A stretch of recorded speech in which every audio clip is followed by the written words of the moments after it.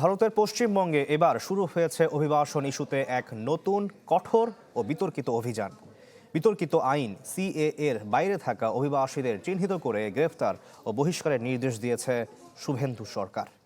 নিরাপত্তার স্বার্থে নেয়া পদক্ষেপ বলা হলেও এই অভিযানকে বৈষম্যমূলক আখ্যা দিয়েছে মানবাধিকার সংস্থাগুলো। ক্ষমতা নেয়ার 2 সপ্তাহ যেতে না যেতেই স্বরূপে গেরুয়া শিবির। ধর্মীয় বিভাজন ও জাতিবিদ্বেষের যে সুপ্ত ফর্মুলায় ভারত জুড়ে আধিপত্য বিজেপির, সেটি অবশেষে গ্রাস করেছে পশ্চিমবঙ্গের উদারপন্থী নীতিকেও।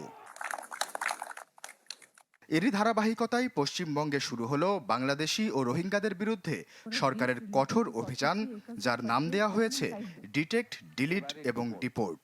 এই আইন আজ থেকে কার্যকর হলো। সম্প্রতি পশ্চিমবঙ্গের নব্য ক্ষমতাসীন মুখ্যমন্ত্রী শুভেন্দু অধিকারী রাজ্যে বসবাস করা অবৈধ অভিবাসীদের চিহ্নিত করে তাদের গ্রেপ্তার এবং নিজ দেশে ফেরত পাঠানোর প্রক্রিয়া শুরুর ঘোষণা দিয়েছেন, যার মূল হাতিয়ার নাগরিকত্ব সংশোধনী আইন বা সিএএ।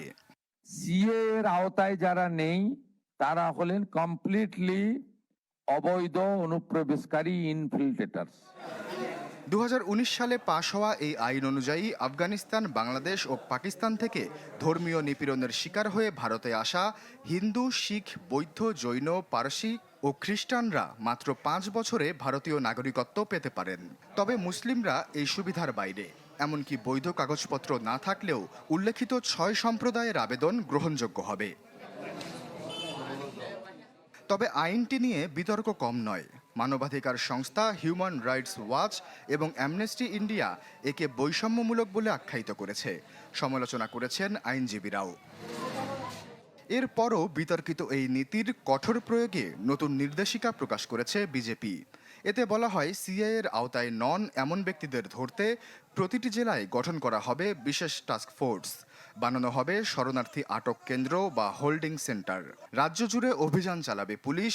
আটকদের সরাসরি সীমান্তরক্ষী বাহিনী বিএসএফ এর হাতে তুলে দেয়া হবে। যাদের দেশ থেকে বের করে দেয়া হবে তাদের বায়োমেট্রিক তথ্য পোর্টালে নথিভুক্ত করে ভারতে আজীবনের জন্য কালো তালিকাভুক্ত করা হবে। আশ্বাস চৌধুরী, চ্যানেল 24। বেশি বেশি গোল্ড কিনে হাফ গ্রাম গোল্ড বার জিতে নিন প্রতিদিন।